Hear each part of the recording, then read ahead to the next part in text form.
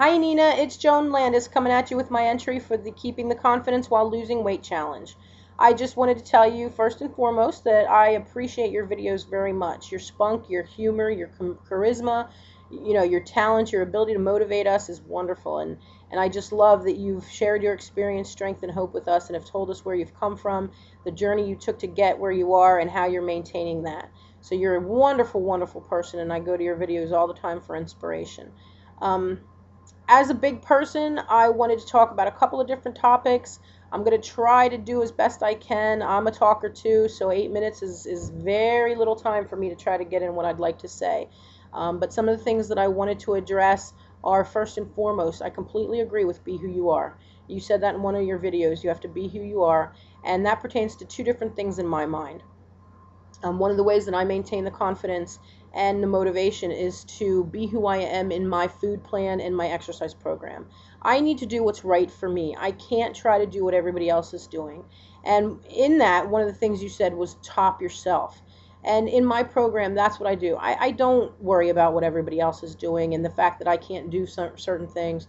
I try to each day top myself, be a little more physical, be a little more active, and I try to do an extra chore, do the steps one more time each day.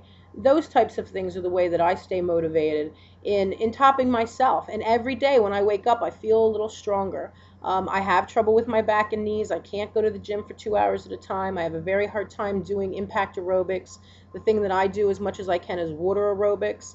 I, in the past, had lost a lot of weight, and at the weight of 275 pounds was a very, very motivating water fitness instructor for 9 years off and on. And even though I hadn't been to the weight that I had wanted to be, I was very fit and healthy, and I was a very well respected water aerobics instructor. I couldn't think of that term for a moment.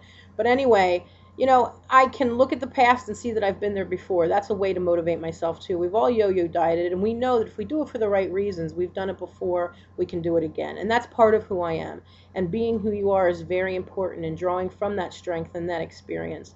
And I am who I am in my program, and I am who I am in my personality. You have to be who you are personality-wise too. You can't let people judge you. You can't let people tell you what you should do and how you should do it. You need to figure out what's right for you, and you need to figure out who you need to be on a personality level. So I agree with that statement, and that's one of the things that I work on every day. My weight loss journey has been more about who I am rather than how much I weigh. The scale itself, you talk about in your one video about, not weighing yourself every day, that 0.25 is a lot more disappointing than, 5 pounds, 10 pounds. I weigh myself about once a month. I need it to keep me honest, because it's real easy for me to tell myself I'm doing something that I'm not. It's a good tool to use, but I drive myself crazy about the numbers because I have so much to lose, and it's much more gratifying to see, oh, I lost 10 pounds this month rather than, the 0.25, in an afternoon. So I agree with that as well. I think the biggest thing that I need to talk about in relation to my weight loss journey has nothing to do with the numbers on the scale. It's twofold. The first is self-esteem. We have to learn to love ourselves in the moment, and I've done a lot of work on this. I've done a lot of work on learning to love me for who I am in this moment, as I am, fat, skinny, smart, dumb, whatever, mistakes that I've made, things that I wish I had done differently. You have to learn to love yourself in the moment with all of your faults, and that takes time. I literally have little affirmations hanging all over my mirrors, and I read them every day. I'll look at myself in the mirror straight on, and look into my own eyes and tell myself I love myself. One of the things you talked about is getting to know your body, when you were talking about mixing and matching exercise. I have always been heavy my entire life. So to me, I look in the mirror and I don't see what everybody else sees in the opposite direction. I've always been overweight, morbidly obese. So to me, this is normal. So I don't realize how large I am sometimes.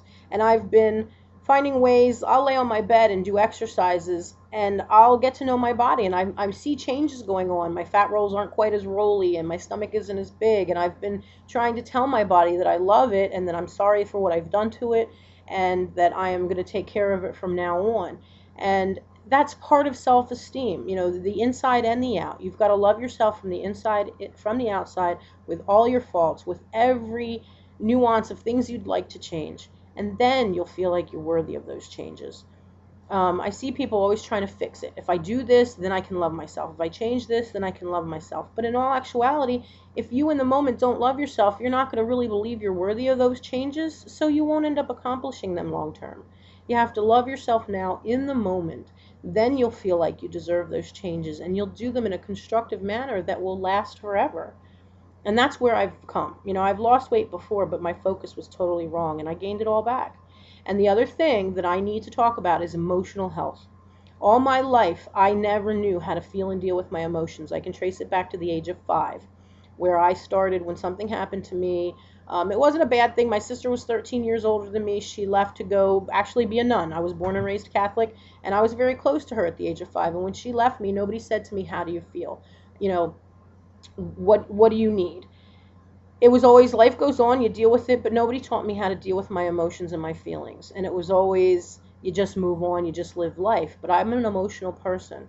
And I picked up food to try to deal with those emotions and bury them. And actually, I wasn't really dealing with them. I was just ignoring them, pretending they didn't exist. I didn't like feeling that way, especially when I didn't know how to process it. So I tried to get rid of it with food. And I did that for 40 years. And the primary focus that I have in relation to my losing weight and my process that I'm going through with my weight loss journey is my emotional health. I have learned to love myself, and my emotional health is paramount. I don't use food to deal with my emotions anymore. I eat when I'm hungry, I stop when I'm full, I use my food as fuel, and that's all I do. When I'm emotional, I stay away from the kitchen. I won't eat until I'm steady again, until I'm stable.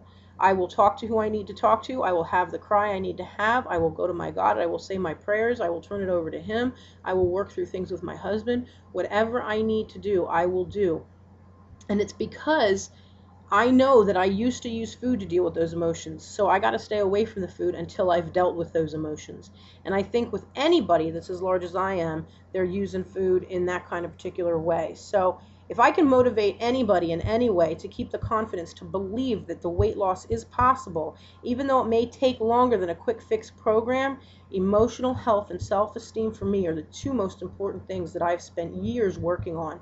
And I've gotten to the point, I write about it in a book that I wrote called Oh My God, She's Huge, and all of my experiences through my life of obesity.